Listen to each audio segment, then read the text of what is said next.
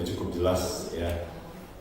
Yuk, Bapak di surga, terima kasih ya, ini memperlengkapi setiap kami, setiap pasukanmu, terutama di Bespilar ya. Tapi siapapun yang mendengar, yang berangkat, yang turut ambil bagian, biar belajar dan menangkap dan benar-benar mengerti Tuhan betapa Engkau Tuhan yang ajaib, yang dahsyat, yang tidak terbatas, dalam nama Tuhan Yesus. Amin. Ya. Selamat malam semuanya Bapak Ibu ya. Atau saya akan bahas ini semua dalam kira-kira setengah jam ya Bapak Ibu ya. Jadi kita ini akan berangkat dan kita ini akan mengadakan orkestra demi orkestra ya. Ada 7 atau 8 orkestra dan secara keseluruhan ini disebut sebagai orkestra semesta ya. Dan sebagai panggilan pilar kita ini ada 2 hal yang khusus ya. Kita akan mengangkat meterai dan terutama untuk bagian pilar itu adalah meterai menahan waktu ya. Dan juga kita akan mengangkat 7 sumpah, tapi bagian kita ini adalah terutama adalah sumpah bintang.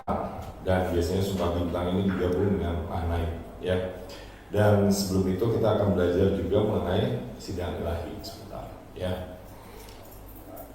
Nah, apa yang terjadi pada sidang ilahi? Mengapa kita perlu menghadap ke sidang ilahi Bapak Ibu ya?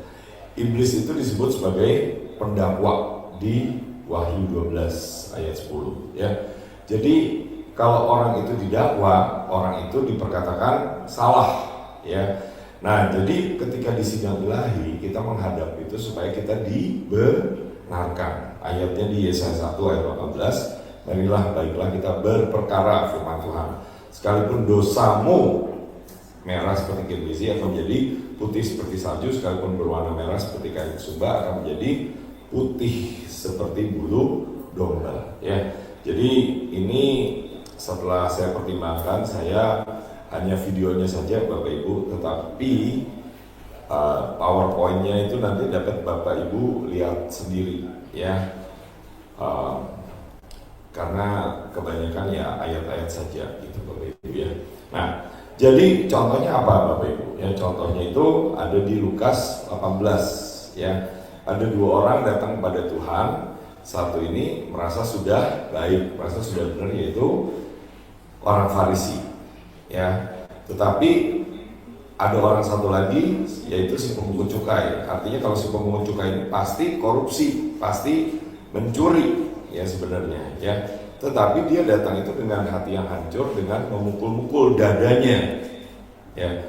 Dan Alkitab berkata di Lukas 18 ayat 14, Aku Yesus berkata kepada kalian, yang pemungut cukai ini yang memukul-mukul dadanya, yang bertobat ini pulang ke rumahnya sebagai orang yang dibenarkan ya.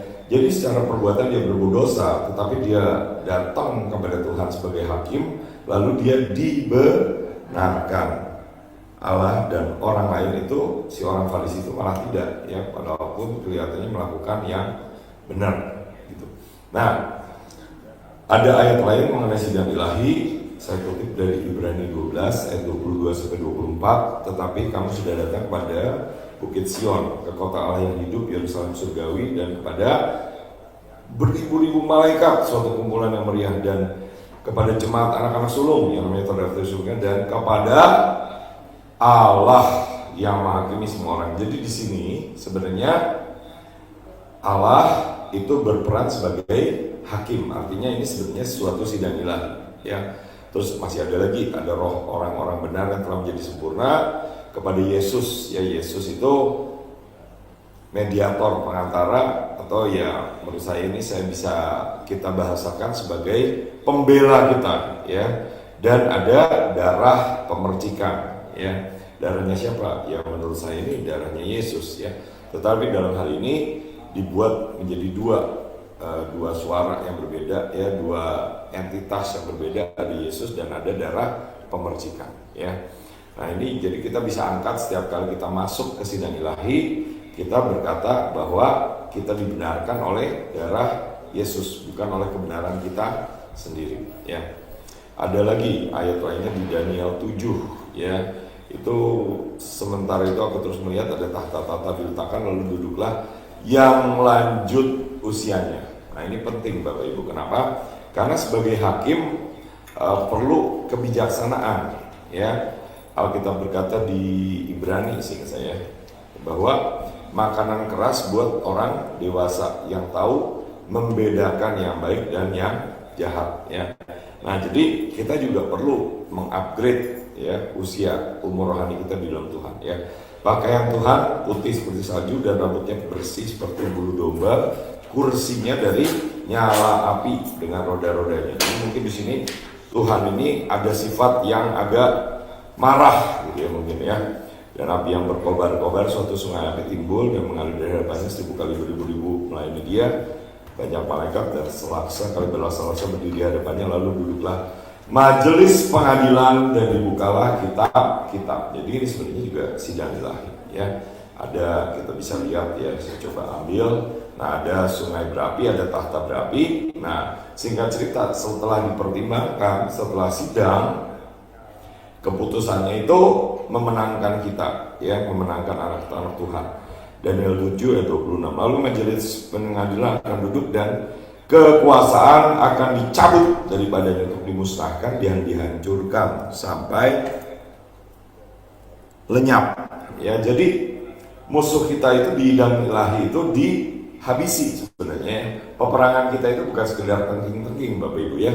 Tetapi kita menghadap ke sidang ilahi, kita dibenarkan dan musuh kita dihukum, ya, dan terjadi perpindahan kekuasaan, ya, dari mereka, dari kuasa gelap kepada kita anak-anak Tuhan, ya.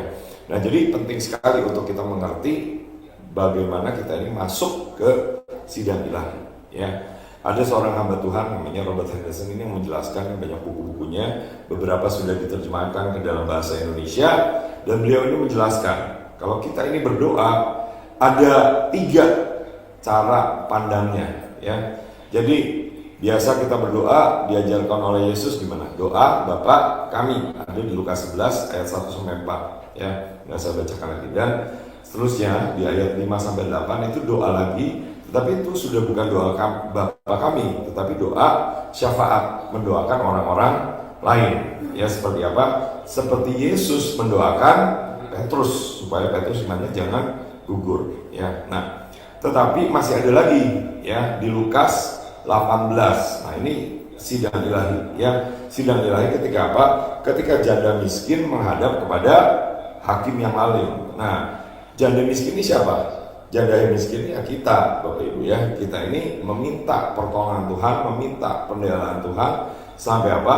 Sampai kita ini dibenarkan. Artinya kalau kita dibenarkan, kita sebenarnya salah atau enggak? Ya, sebenarnya salah Bapak Ibu, ya. Tetapi karena dari Yesus kita dibenarkan, ya.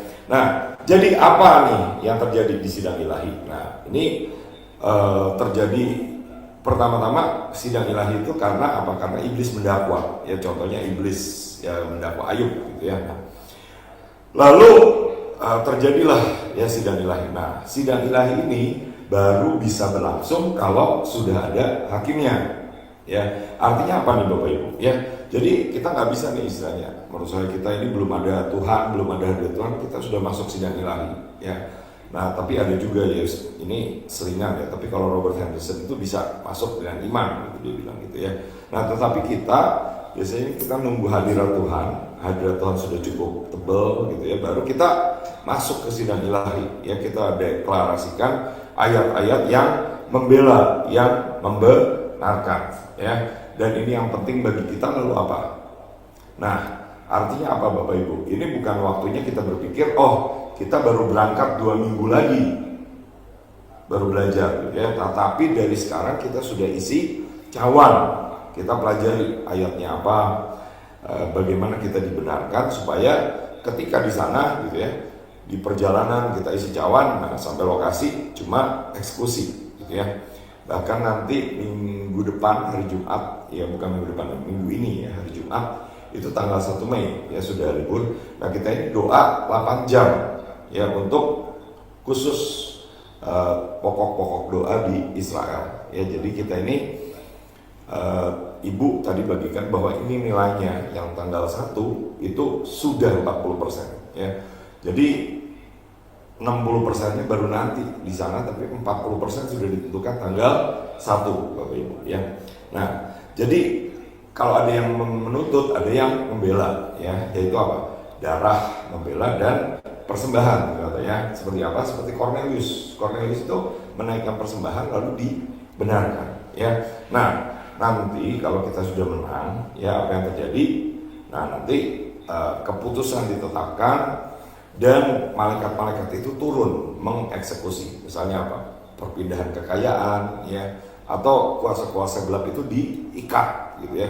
Contohnya di Daniel 7, gitu ya. Nah, tetapi kadang-kadang itu apa yang terjadi? Cawan kita untuk masuk ke sidang ilahi ini belum cukup, ya.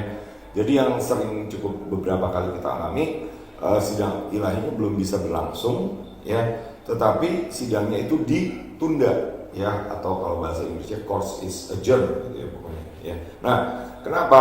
Artinya itu merupakan kesempatan buat kita ini mengisi cawan, ya. Lalu singkatnya bagaimana kita menerapkannya? Nah, jadi kita bisa menahan bencana seperti apa? Seperti bangsa Niniwe, ya, bangsa Niniwe, ya.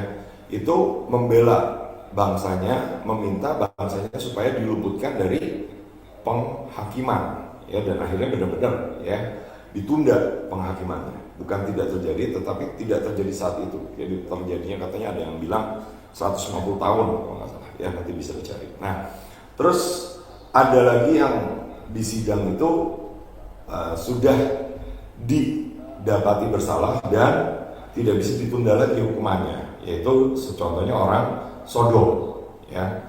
Terus saya ingat ada ayatnya gini, ya, bahwa bangsa Israel baru bisa masuk ke tanah perjanjian sesudah kedurjanaan orang Amori itu genap, ya. Jadi ada hitungannya Bapak Ibu untuk segala sesuatu, ya. Oke, terus apa lagi? Kita minta pengampunan buat bangsa, ya, misalnya bangsa kita korupsi, ya, misalnya, gitu, ya. Nah, kita bisa minta ampun supaya bangsa kita dibenarkan, ya. Contohnya apa? Musa yang naik ke Gunung Sinai selama 3 kali 40 hari, ya, untuk memintakan pendamaian. Itu sebenarnya sidang ilahi, ya. Terus ada hamba Tuhan, ya, yang meminta menghadap kepada Tuhan, minta destininya, ya. Beliau ini nangis, gitu, ya. Terus katanya pembuluh darah di matanya sampai pecah, ya, buka tuh matanya merah, ya. Karena beliau menangis berjam-jam. Beliau ini meminta destininya, ya, karena beliau dapat dari Tuhan bahwa destininya adalah membangun 1000 gereja dan memuridkan 1 juta murid, ya. Nah, jadi kita harus minta nih, karena kalau enggak iblis akan menuntut pemotongan destiny, ya, supaya dia ini mati, dia ini pulang, dia ini siapa, ya, mungkin hamba Tuhan atau siapa, ya. Kemarin ada yang saya baca, gitu, ya, bahwa para penyihir itu bisa berkumpul dan tujuan mereka berkumpul adalah mengutuk anak-anak daripada hamba-hamba Tuhan, ya, bukan bapaknya, tapi yang dikutuk itu anak-anaknya, Bapak Ibu, ya. Jadi kita ini perlu berdiri dan menahan, ya. Terus apa lagi? Ya, beberapa waktu ini kita dengar mengenai TPU, pemberesan TPU, tanah, pohon, dan ukiran jiwa, ya, mencabut, melepaskan daripada kutuk-kutuk keturunan, bahkan keberangkatan kita ke Israel, ya, penetapan kita ini juga, ya, ini masih terkait, ya, atau saya bahasakan berbau, gitu, ya, masih terkait lah, ya, itu terkait dengan membereskan TPU, ya, tapi ini mengenai bangsa-bangsa, ya. Nah, apa yang terjadi Bapak Ibu, ya, saya berikan contoh, ya, di Zakaria 3 ayat 1-6, ya. Bapak Ibu bisa baca saja di PowerPoint-nya, tapi intinya gini, ya. Ada imam besar Yosua, ya. Kalau imam besar berarti dia mewakili bangsa, ya. Nah, ini tadinya dia ini pakaiannya kotor, artinya apa, ya? Mungkin dia berdosa, gitu, ya. Nah, singkat cerita, terjadi sidang ilahi dan Tuhan ini berkata, lihat, dengan ini aku telah menjauhkan kesalahanmu. Jadi artinya kesalahannya ada, tapi sudah dijauhkan, ya. Tuhan memberikan kepada imam besar Yosua pakaian pesta, ya, terus ada serban tahir, ya. Tuhan memberikan jaminan, ya. Jadi ini juga yang kita minta di orkestra serentak, ya. Sampai apa? Sampai Zakaria 3 ayat 9 ada tertulis, aku menghapuskan kesalahan negeri ini dalam satu hari saja. Dalam satu hari tanggal berapa? Tanggal 6 kita naikkan, tanggal 7 kita naikkan, tanggal 8 kita naikkan, 9 naikkan lagi, ya. Pokoknya selesai selama 7 hari itu, pokoknya tidak ada lagi dosa, ya. Bukan hanya dosa bangsa Indonesia, tapi juga bangsa-bangsa, ya. Dosa juga bangsa Israel, ya. Nah, itu yang kita bawa di orkestra semesta, ya. Kalau Bapak Ibu mau tahu, ya, ada bedanya sidang ilahi dengan dewan musyawarah, ya. Karena di dewan musyawarah itu belum ada iblisnya, belum ada pendakwa. Ayatnya di Yeremia 23 ayat 22, ya, dewan musyawarah, dan 1 Raja-Raja 22 ayat 22, ya. Yaitu ketika Tuhan menimbang bagaimana agar Ahab itu bisa tewas, yaitu masih dewan musyawarah, belum sidang ilahi, ya. Terus hasilnya adalah apa? Kesalahan tidak diperhitungkan, pelanggaran ditutupi. Ada di Roma 4 ayat 7 dan 8 dan Mazmur 32, ya. Jadi berbahagialah orang yang tidak berjiwa penipu. Ya, penipu ini gimana maksudnya Bapak Ibu? Ya, di 1 Yohanes 1 itu dikatakan bahwa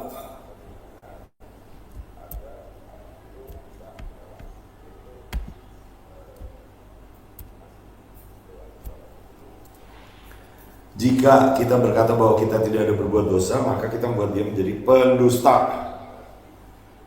Kebenaran tidak ada di dalam kita. Ya, jadi kita ini perlu apa? Cepat-cepat ngaku dosa, Bapak Ibu, ya. Contohnya seperti apa Daud? Ya, Daud tuh nggak pernah memberikan excuse, ya. Sebaliknya dengan Saul ini tidak pernah mengaku dosa, ya. Oke, Bapak Ibu, ya, demikian. Dan saya berikan saja, ya. Ini yang kadang-kadang atau menurut saya ini sering kita angkat, ada hukum namanya di Roma 5, hukum ketata satu orang, ya. Ketika satu orang benar, maka kasih karunia itu berlimpah-limpah dinyatakan dan semua orang itu juga dibenarkan, ya. Dan ada di Kejadian 20, ya, yaitu Abraham itu berbuat salah, tetapi kemudian Abimelekh itu mengaku dan memberikan 1000 sikal perak. Ya, jadi ini tanda kesucian, kebenaran, ya. Dan dikatakan di sini bahwa engkau dibenarkan dalam segala hal, yaitu kita anggap, ya. Jadi salah satu tim, ya, tim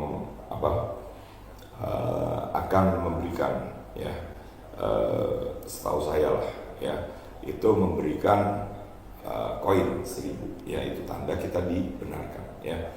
Dulu kita di Bahtera juga pernah dibagi, ya. Nah, lalu kita masuk Bapak Ibu ke meterai, ya. Kita meterai itu semacam apa? Semacam tanda, ya. Dan ini meterai kita adalah meterai penangguhan waktu, ya. Nah, jadi kalau kita pelajari kitab Wahyu, ya, singkatnya tanda-tanda akhir zaman itu ada 3 macam, ya. Ada 7 meterai, 7 sangkakala, dan 7 cawan murka, ya. Nah, kabar baiknya Tuhan itu memberikan yang dari surga, yaitu apa? Untuk menghabisi 7 meterai, ada 7 meterai yang dari surga, ya, 7 meterai ilahi. Untuk menghabisi, mengalahkan 7 sangkakala, ada 7 guru, ya. Guru itu berkuasa, bersuara lebih keras, ya. Terus untuk menghabisi 7 cawan murka, ada 7 cawan ilahi, ya. Nah, kita bahas mengenai meterai saja, ya, karena meterai itu ada di Wahyu 6, ya. Beberapa tahun ini kita lihat COVID, ya. COVID itu adalah penggenapan dari ketika meterai pertama dibuka, yaitu apa? Kuda putih, ya. Lalu sekarang kita lihat, ya, perang, ya, Rusia Ukraina, ya, terus perang Israel menyerang Iran. Ini kuda merah, ya, merebut damai sejahtera, ya. Terus apa? Ada kuda hitam, ya. Nah, Bapak Tony Daud, sekali lagi menurut Bapak Tony Daud, ya, kuda hitam itu tahun 2032, ya. Lalu apa? Lalu ada kuda hijau. Nah, Jadi gimana Bapak Ibu? Nah, kita menghabisinya dengan yang namanya keruk 4 wajah, ya. Di Injil itu ada 4, ya. Sisi manusia sebagai misalnya Yesus sebagai hamba, raja, Allah dan sebagainya, ya. Nah, jadi yang pertama itu adalah Matius, adalah Yesus sebagai raja sebenarnya, ya. Dan ini menghabisi kuda putih, ya. Terus kalau ada kuda merah, nah dilawan dihabisi dengan lembu. Lembu itu bicara tentang karakter yang berkorban, mengalah, hineni, ya. Terus kuda hitam, ya. Ini dikalahkan, dihabisi dengan sisi manusia, yaitu Salomo. Ya, maksudnya seperti hikmat Salomo, ya. Itu dilambangkan dengan manusia atau mahkota, ya Bapak Ibu, kalau kita ini pakai simbol-simbol di Bahtera misalnya. Dan lalu terakhir adalah kuda hijau. Ya, kuda hijau itu dihabisi dengan Raja Wali, yaitu Yesus sebagai Allah atau sisi kita sebagai anak-anak Allah yang habisi, ya, singkat saja, ya. Nah, jadi saya kutip nih contohnya, ya. Contohnya ini saya lewat, ya, langsung ke meterai ketiga, ya. Karena meterai ketiga itu bicara mengenai apa? Kelaparan, kuda hitam, ya, ada di Wahyu 6 ayat 6, ya. Secupak gandum sedinar, artinya seliter gandum harga upah sehari, ya. Atau dengan bahasa kita sekarang seliter beras 200.000 Bapak Ibu, ya. Nah, kita harus tahan, ya. Dengan apa? Dengan suara yang dari surga, ya. Misalnya apa? Ada wajah tadi, wajah manusia. Ini bicara mengenai hikmat, ya. Contohnya apa? Contohnya Bapak Ibu dengan AI, ya. Ini orang ini bisa mengerjakan sangat banyak, ya. Dan orang yang nggak bisa menggunakan AI itu sudah banyak yang dipecat, di PHK. Di Amerika tuh belasan ribu, mungkin udah ratusan ribu, ya. Dan ini akan cenderung semakin banyak, ya. Tetapi kabar baiknya kita bisa menggemakan buruh kelimpahan. Seperti apa? Seperti Yusuf di Goshen, Bapak Ibu, ya. Misalnya kalau kami, ya, kami ini suka petakan, ya.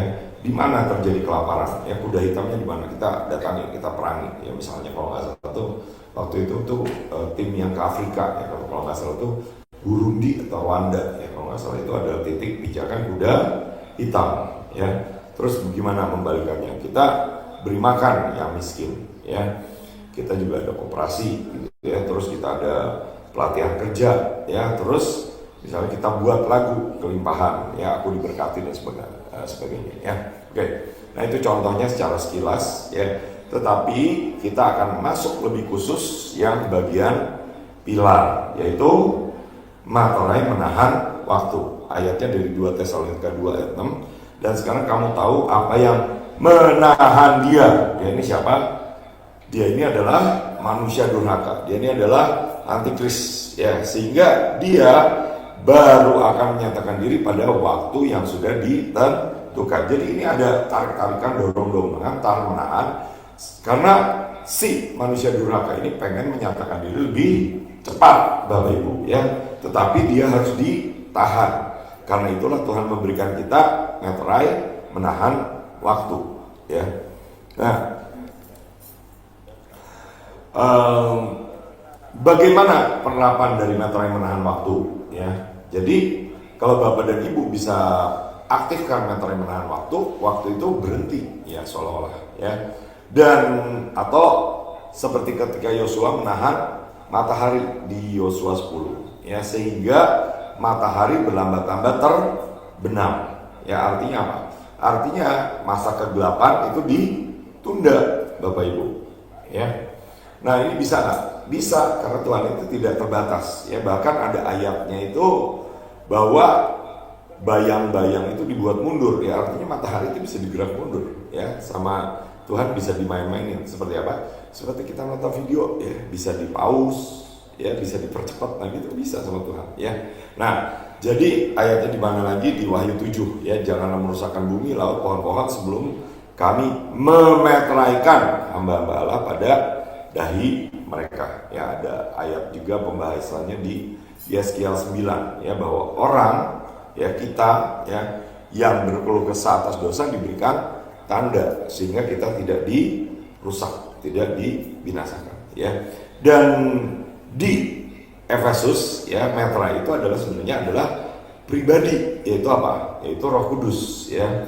Dan di dalam Dia kamu juga, karena kamu telah mendengar firman kebenaran yaitu Injil keselamatanmu, di dalam Dia kamu juga ketika kamu percaya dimeteraikan dengan Roh Kudus yang dijanjikannya itu. Jadi meterai kita adalah apa? Adalah Roh Kudus. Kalau saudara dan saya ada Roh Kudus di dalam kita, nah kita ini punya meterai itu ya.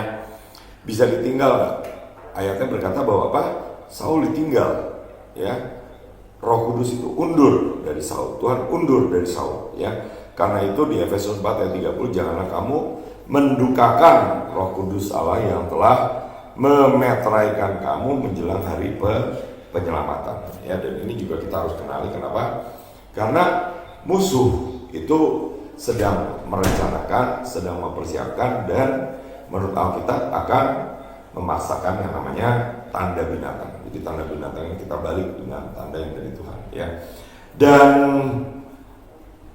contoh sidang ilahi yang paling jelas nih Bapak dan Ibu, di mana ini tahun 2018 ya, ada seorang hamba Tuhan namanya Maurice Clark, nah diperlihatkan mengenai sidang ilahi ya. Dan menurut saya ini termasuklah ya beberapa sidang ilahi yang paling penting ya, mungkin paling penting gitu ya. Karena di sini dia ini membahas mengenai yang namanya pengangkatan, atau membahas di sini nggak digunakan istilah pengangkatan, tapi dibahasnya itu adalah berakhirnya masa anugerah ya. Nah, masa anugerah itu kenapa diminta berakhir? Karena gini ya, Adam atau manusia diberikan waktu kelola bumi selama 6.000 tahun, dan sebenarnya waktunya sudah habis. Jadi iblis itu meminta, saya mau merusak bumi ini sekarang, ini waktu saya ya. Tetapi di sidang ilahi itu Tuhan itu menghadapkan, memperdengarkan, menampilkan pembelaan-pembelaan dari siapa? Dari gerejanya, dari pendoanya, dari saudara dan saya ya. Dan singkat cerita, di sidang ilahi tahun 2018 itu Tuhan berkata bahwa masa anugerah masih diperpanjang ya. Dan menurut saya masa anugerah itu berakhir dengan rapture, pengangkatan ya. Kenapa perlu diperpanjang? Karena kalau rapture itu dari sekarang, itu yang bisa diangkat sangat sedikit ya. Jadi rapture itu masih perlu ditunda Bapak Ibu ya. Nah, beliau ini menjadi pembicara di konferensi Bahtera ya setelah itu, tepat tahun 2019 ya, 2020 seingat saya. Itu ada tema putaran terakhir ya, putaran terakhir yang pertama, tapi sekarang kita masuk putaran terakhir lagi, putaran terakhirnya kedua. Nah, jadi disitulah ya Maurice Clark itu mendapat pernyataan, dan kemudian beliau itu menulis lagi apa yang namanya 21 hal yang harus segera terjadi ya. Dan itu Bapak Ibu bisa cek ya. Yang pertama adalah apa? Yang pertama tuh Israel harus menyerang Iran ya. Dan sebagai dampak, sebagai akibat ya, Israel itu berhasil menghancurkan ancaman nuklir ya. Tetapi seluruh dunia itu benci dengan Israel menurut membuat itu ya. Tetapi kita harus balikan ya, kalau ada yang namanya kebencian, kita balikan dengan cinta ya. Kita gemakan dulu cinta ya, kita nyanyikan cinta, sehingga itu akan terjadi pembalikan keadaan ya. Nah, oke, jadi Bapak Ibu mengerti ya, kenapa kita ini perlu meminta atau mengaktifkan meterai menahan waktu ya. Dan dasar ayatnya di Yosua 10 ya, ketika Yosua berbicara kepada Tuhan, menahan matahari sampai matahari itu tidak terbenam ya. Jadi itu disebut itu Joshua's long day ya, hari yang panjang gitu ya.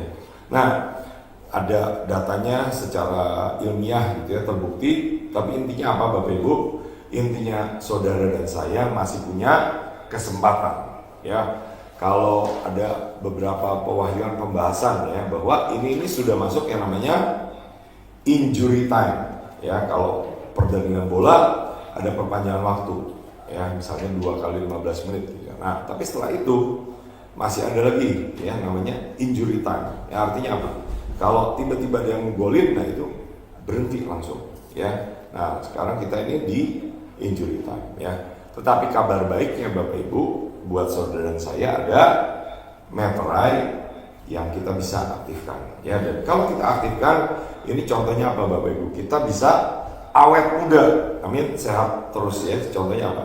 Mata Musa tidak menjadi pamur. Kekuatan Kaleb sampai 85 tahun tetap kuat. Ini sebenarnya kekuatan materai menahan waktu ya. Bangsa Israel yang muter-muter di padang pasir ya, padang gurun 40 tahun ya, ada ayatnya di Ulangan 29 ayat 5. Tetapi pakaiannya tidak menjadi rusak, kasutnya tidak menjadi rusak. Nah ini kenapa ya? Ini sebenarnya materai menahan waktu ya, waktu diawetkan ya. Hizkia ya, umurnya bisa diperpanjang 15 tahun ya, itu ada film ya, film apa ya, ini bisa menghentikan peluru ya, peluru diambil berhenti. Nah jadi saya percaya Tuhan kita Tuhan yang tidak terbatas ya. Jadi saya praktekkan Bapak Ibu, misalnya apa? Misalnya cicilan ya, cicilan ini ditagih ya, tetapi ketika kita misalnya belum ada pelunasannya, kita bisa mengaktifkan materai penangguhan, materai menahan waktu ya. Jadi saya ada nih ya di bank saya itu ya, kalau transaksi sekian, nah saya ini bisa cicil ya, cicil jadi 3 bulan, jadi 12 bulan ya, 0%. Nah itu materai menahan waktu ya. Kenapa? Karena nilai uang itu akan cenderung turun ya. Jadi sebenarnya kalau dibayar gitu dengan cicilan ya sebenarnya jadi lebih kecil ya, Bapak Ibu ya. Misalnya apa? Bapak Ibu tahu ya, hutang Indonesia 9.000 triliun ya, setahun itu katanya 800 triliun, sehari 3 triliun katanya ya. Nah kalau ditunda, nah Indonesia punya kesempatan untuk membangun sumber daya ya. Caranya bagaimana sehingga ditunda ya. Terus kenaikan harganya naik nggak? Naik Bapak Ibu, tetapi naiknya ditunda ya, sehingga apa? Sehingga tidak terjadi kekacauan ya. Orang udah antri ya, pagi-pagi, siang-siang, siang-siang malam-malam gitu ya, udah antri, besoknya kagak naik ya, kecelek gitu ya, kena prank gitu istilahnya. Nah tapi enggak ya, 2 minggu ya harga naik, dan harganya jelas bahwa apa, ini nanti ke depan itu ya bukan berarti tidak naik, tapi ditunda saja sampai akhir tahun ya. Tetapi sekali lagi kita bisa tangguhkan ya, tangguhkan ini sampai kapan? Sampai sudah pengangkatan, amin Bapak Ibu contohnya ya.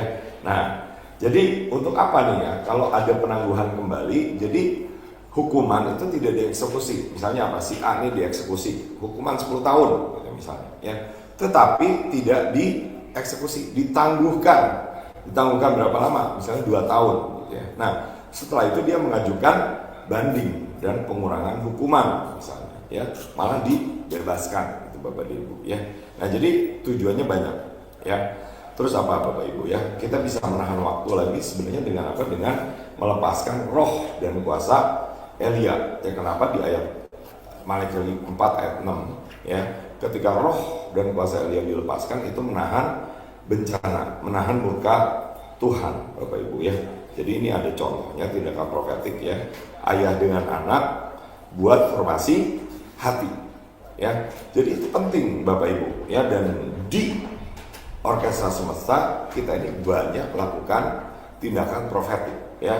Jadi saya berdoa Bapak Ibu, kita mulai lakukan dari sekarang, jangan tunggu di sana ya. Tindakan profetik apa? Misalnya menjara berkat, buka dompet lebar-lebar, amin Bapak Ibu ya, supaya masuk berkatnya ya.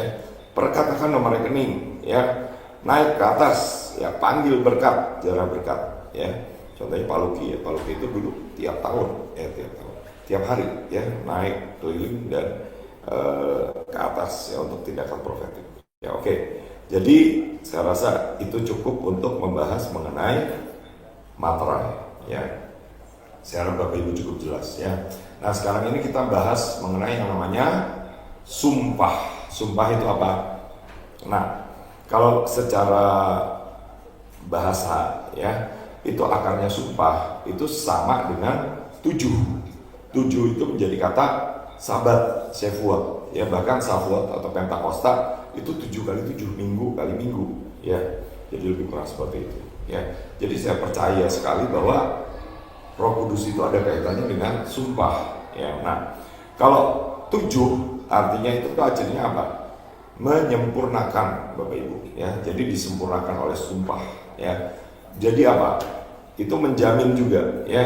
Jadi misalnya, ya, ada orang yang mau ngutang, ya, terus misalnya ada orang nih yang menjamin, misalnya, ya, saya bersumpah saya membayar tagihannya dia, ya, misalnya, ya. Nah, ini menjadi jaminan, Bapak Ibu, ya.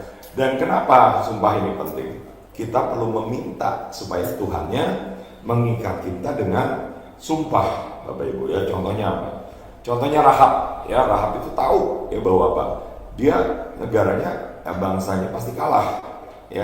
Jadi dia membuat perjanjian, membuat ikatan dengan orang bangsa Israel sehingga dia diluputkan, ya. Apalagi yang mengikat sumpah, ya, contohnya itu Tamar, ya. Tamar itu nggak punya keturunan, ya, karena suaminya mati muda, ya. Nah, jadi dia nggak terima, ya. Dia, maaf kata, hubungan dengan siapa? Dengan bapak mertuanya sendiri. Supaya apa? Supaya dia melahirkan anak yang masih dari garis keturunan mertuanya, ya. Dan itu membuat anaknya akan terima warisan, Bapak Ibu. Nah, warisan ya sebenarnya apa? Jaminan dan sumpah itu, ya. Nah, jadi untuk sumpah saya ajak Bapak Ibu kita kembali ke Kejadian 15, ya, yaitu Kejadian 15, ya, yaitu apa? Yaitu ketika Tuhan itu membuat perjanjian, membuat sumpah dengan Abraham, ya. Dan di situ apa yang dibuat? Nah, ternyata kebiasaan orang Mesopotamia itu pada waktu itu adalah membuat perjanjian itu dengan membelah hewan, ya. Dan hewan itu menurut saya membelahnya itu repot, ya. Membelahnya itu kiri sama kanan, ya. Jadi yang dibelah itu di mana? Di tulang belakangnya itu dibelah. Caranya bagaimana? Pokoknya yang mereka lakukan itu ada yang kiri, ada yang kanan. Lalu pihak yang bersepakat membuat perjanjian melewati binatang, potongan binatang itu. Nah, ini artinya apa? Artinya gini, ya. Kalau ada pihak yang melanggar, nasibnya jadi seperti binatang itu, artinya habis, gitu. Nah, tapi ketika Tuhan itu membuat perjanjian dengan Abraham, Tuhan itu merekayasa. Rekayasanya gimana? Abraham dibuat tidur. Jadi yang lewat cuma Tuhan satu orang, ya. Yaitu apa? Yaitu obor, yaitu suluh, ya. Tuhannya sendiri yang lewat, ya. Kenapa Tuhan harus buat itu? Karena Tuhan tahu bahwa Abraham itu nggak akan mampu untuk menggenapi bagiannya. Jadi Tuhan itu merekayasa bahwa apa? Bagian Abraham akan saya bayar, akan saya tanggung. Yaitu apa? Ketika Yesus naik ke kayu salib, itu sebenarnya merupakan penggenapan kutuk, terkutuklah orang yang berbuat dosa, yang tidak melakukan hukum Taurat, ya. Dan Yesus naik ke surga di Galatia 3 ayat 13-14 adalah tujuannya apa? Bukan Yesus naik ke surga. Yesus naik ke kayu salib tujuannya adalah berkat Abraham sampai kepada bangsa. Berkat Abraham itu apa? Roh yang dijanjikan, ya. Jadi berkat Abraham itu bukan sekedar uang, sekedar duit. Bangsa Israel diberkati nggak? Ya, diberkati secara keuangan, secara materi, ya, secara intelektual, pintar. Tapi mereka punya Roh Kudus nggak? Belum, ya. Jadi berkat Abraham itu sebenarnya belum turun atas mereka. Ya, kenapa? Karena sebenarnya berkat Abraham itu adalah roh yang dijanjikan sampai kepada bangsa, ya. Dan berkat Abraham itu harusnya apa? Harusnya menjadi bagian saudara dan saya ketika Yesus menebus saudara dan saya di kayu salib, ya. Ayatnya di mana? Kejadian 24, ya. Abraham diberkati dalam segala hal. Artinya apa? Kesehatannya diberkati, keuangannya diberkati, keluarganya diberkati, pokoknya semuanya diberkati. Jadi saudara dan saya harusnya ya minta dan menerima dan mengalami. Supaya apa? Supaya kita diberkati dalam segala hal. Nah, caranya gimana Bapak Ibu? Nah, ini kita harus masuk nih perjanjian namanya sumpah kasih setia atau kasih olah. Ya, kenapa? Ayatnya di Keluaran 20 ayat 5 sampai 6, Bapak Ibu baca sendiri pokoknya. Tapi intinya ya, kalau saudara dan saya merupakan keturunan daripada penyembah berhala yang menyembah patung, itu ada kutuk yang turun sampai keturunan ke 4 sebenarnya ya. Tapi kalau di atasnya ini berbuat dosa lagi ya turun lagi, berbuat dosa lagi turun lagi Bapak Ibu ya. Nah, kabar baiknya apa? Kabar baiknya kita bisa memindahkan diri ya, atau apa? Mencabut perjanjian yang lama dan masuk pada perjanjian yang baru. Nah, ini disebut pemberesan TPU juga ya. Pak boleh tolong ini Pak dicolokin, ini baterainya udah agak ini ya. Nah, jadi gimana Bapak Ibu? Ya, kita datang ke hadapan Tuhan dan berkata bahwa apa? Selesai dengan yang lama. Yang lama itu artinya apa? Saya di hadapan Tuhan bukan lagi keturunan daripada penyembah berhala, tetapi saya menjadi keturunan Abraham ya. Dan kabar baik di Matius 1 ayat 1 ya, di ayat pertama dari Injil artinya kabar baik ya. Itu sengaja ya Tuhan itu memberikan kunci menurut saya ya. Kuncinya berkata bahwa apa? Inilah silsilah dari Yesus Kristus, anak Daud, anak Abraham. Jadi saudara dan saya di dalam Yesus terima berkatnya Daud, berkatnya Abraham, Bapak Ibu ya. Nah, terus di Mazmur 105 ya, ada tingkatan perjanjian ya. Karena apa? Karena perjanjian itu ketika diteguhkan, nilainya itu naik di hadapan Tuhan. Naiknya gimana? Naiknya gini. Perjanjian itu ada yang bersifat bersyarat, kondisional. Tetapi ada juga yang unconditional, tidak bersyarat. Yang misalnya apa? Misalnya gini ya Bapak Ibu, Tuhan itu udah berjanji kepada Abraham, saya akan memberikan tanah ya.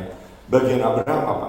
Tuhan suruh menjalani Kejadian 13 ayat 17 ya. Abraham udah menjalani ya. Jadi itu menambah legalitas ya. Sampai apa? Sampai itu sah benar-benar Abraham ketika Abraham membeli Gua Makpelah, membeli Hebron Bapak Ibu ya. Tetapi perjanjian itu masih tetap berlaku dan Tuhan itu perkuat lagi sampai tidak ada alasan itu harus tergenapi. Itu pasti tergenapi. Yaitu sebenarnya perjanjian apa? Perjanjian tanah sebenarnya ya.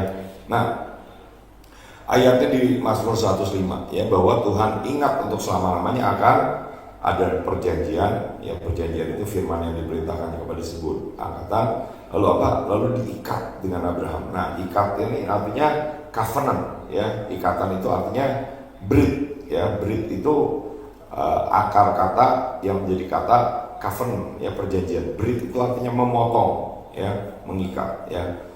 Dan kemudian ada sumpahnya ya. Jadi di levelnya Ishak, Tuhan itu udah bersumpah karena ada jaminan oleh apa yang dibuat oleh Abraham ya. Kemudian apa? Buat Yakub udah jadi ketetapan, dan buat Israel jadi perjanjian kekal selama-lamanya. Jadi udah nggak bisa dikotak-atik, nggak bisa diganggu-gugat, harus terjadi Bapak Ibu ya.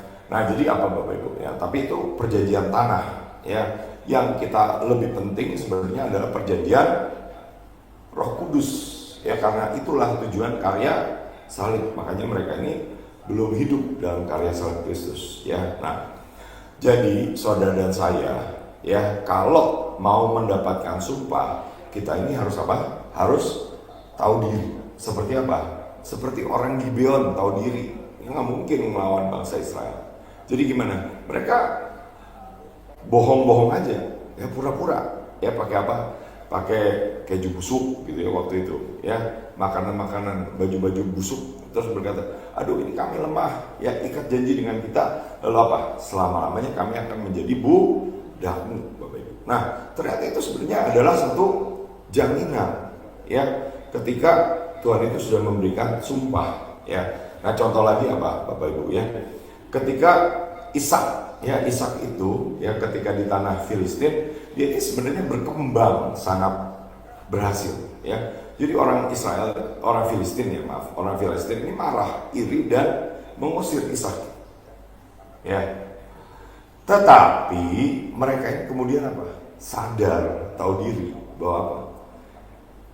Berkat Tuhan itu mengikuti Ishak, ya. Jadi mereka itu datang jauh-jauh nyamperin Ishak dan berkata bahwa ikatlah perjanjian sumpah dengan kami, ya.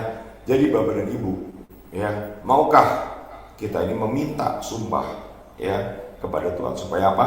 Tuhan memberikan sumpahnya kepada kita. Ya, kenapa? Karena kita tidak boleh bersumpah. Ya, manusia ini menjamin dirinya sendiri itu nggak bisa, Bapak Ibu, ya. Jadi kita perlu minta Tuhan yang menjamin dirinya. Dan Tuhan berkata, demi diriku sendiri aku menjamin Daniel Ferry, ya. Dan kita tahu ya sebenarnya ya Pak Yusak itu Tuhan berkata, aku yang menjamin segala perbuatan Pak Yusak, Bapak Ibu. Nah, bagaimana? Ya kita bisa, bahasa saya itu maaf ya, dompleng apa? Ya kita kan masih keturunan, masih suku Bahtera, Bapak Ibu. Biar itu turun pada kita, ya. Tujuan sumpah itu apa, Bapak Ibu? Untuk mengokohkan, untuk meneguhkan, untuk menghentikan yang namanya perbantahan, ya. Misalnya perbantahan itu apa? Misalnya contohnya gini ya, ini menurut saya nih ya, Abraham itu kan umur 80-90 ini berkata, ini mana nih katanya punya anak nih, ya, nggak ada anak-anak, ya. Tapi Tuhan berkata, Abraham, aku sudah bersumpah, belum, gitu ya. Lalu apa? Iman Abraham diperkuat, Roma 4. Kenapa? Karena dia sadar ya memang saya nggak mampu, yang mampu itu Tuhan, ya. Tuhan tidak terbatas, Tuhan di dalam saya tidak terbatas, sehingga Tuhan bisa membuat Abraham dan Sarah bisa beranak lagi. Nah itu keren, ya.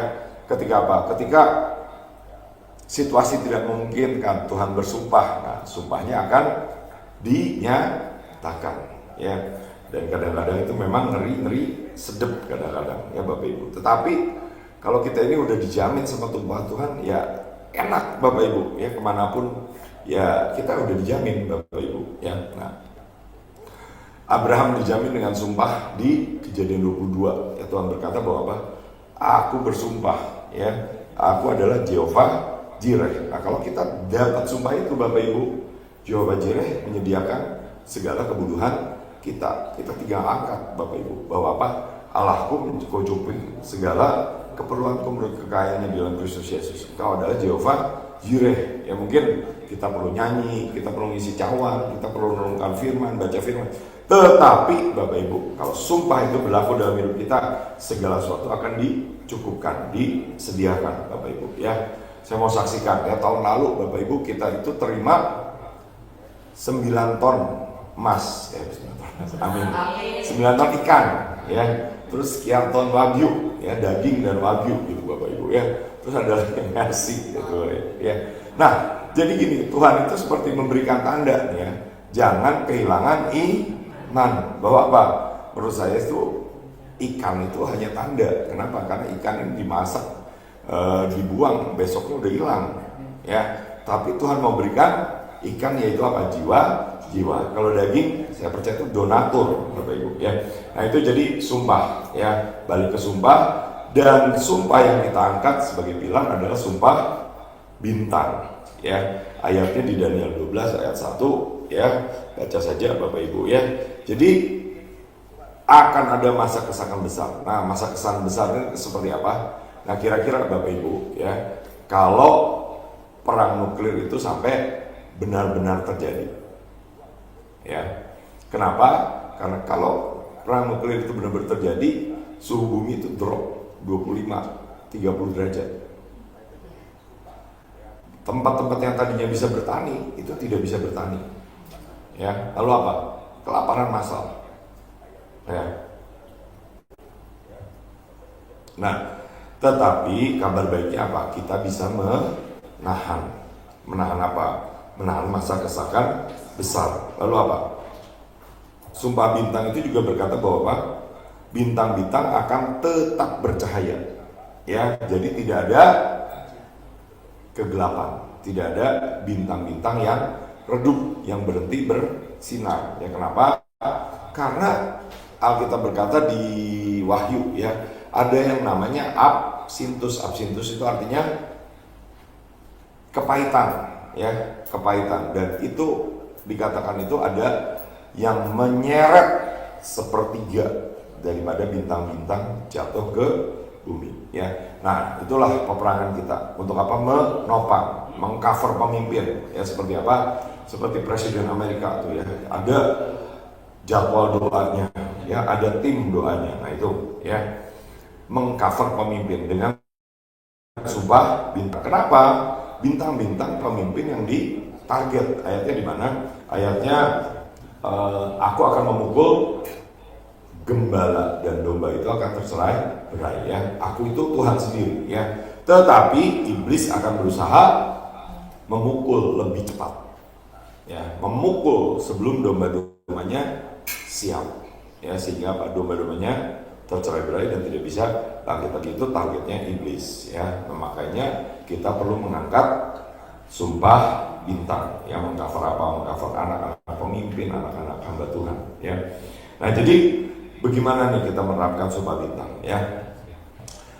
Untuk apa? Sekali lagi, untuk menahan perang dunia ketiga, ya, menahan masa kesakan besar, ya. Terus apa?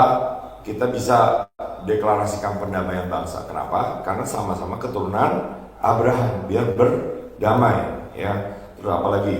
Ya, mengcover pemimpin, mengcover hamba Tuhan, ya. Tidak ada yang stres, tidak ada yang bunuh diri, tidak ada yang mundur imannya, tetapi tetap setia sampai akhir, ya. Kalau belum punya anak, angkat lagi sumpah bintang bahwa apa? Tuhan, kalian bersumpah bahwa keturunanku akan banyak seperti bintang di langit dan seperti pasir di laut, ya. Oke, poin terakhir sumpah Mahanaim. Jadi Mahanaim itu adalah artinya kemah para bintang atau kemah para pahlawan. Maksudnya apa, Bapak Ibu, ya? Jadi kalau kita masuk di kemah itu, kita menjadi bintang, Bapak Ibu. Kita menjadi pahlawan, ya. Ada pengertian juga double camp. Double camp itu artinya dua perkemahan. Artinya gimana? Artinya pasukan yang di bumi dan pasukan yang di surga. Contohnya di Yosua 10, ya. Yosua berperang, tetapi pasukan yang di surga melepaskan batu, ya. Yosua mengelilingi tembok Yeriko, pasukan malaikat merobohkan, ya. Terima kasih Tuhan, percaya Engkau yang menyelesaikan, Engkau yang bicara buat setiap kami. Kami sudah tangkap, sudah belajar mengenai sidang ilahi, meterai, dan sumpah. Biar Engkau memberikan kami pengertian betapa pentingnya kami mengenali dan bagaimana kami mengangkat sampai sumpah meterai perjanjian itu turun dalam nama Tuhan Yesus. Amin.